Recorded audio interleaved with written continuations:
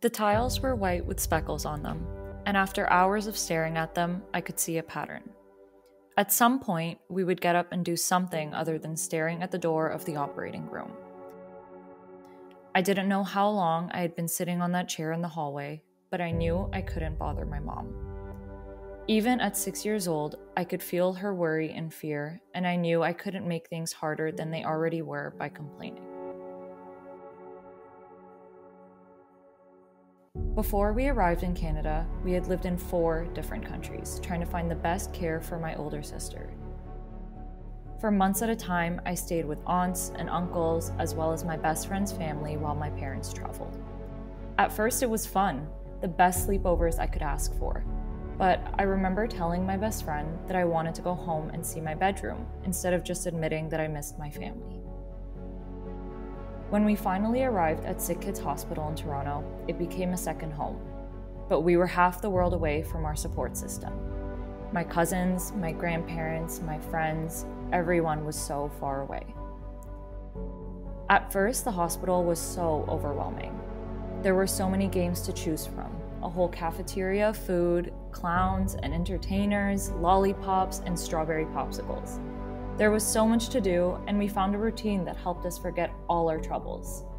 But at home, everything changed.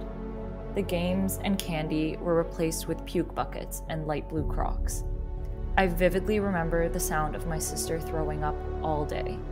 My parents kept her in the living room, but the sound echoed through the house. I couldn't get away from it. When Sara was stable enough to go to school, things didn't become normal. We took the bus together, and I would often hang back with her instead of seeing my friends to make sure she made it to her classroom. She was bullied at recess, so I had to stay close to her there too, until my parents realized what was happening, and we both moved to different schools.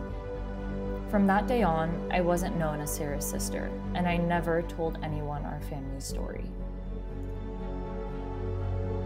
In my 3rd year of university, I saw an ad on Facebook for a peer support job at a local hospital. They were looking for people who had lived experience.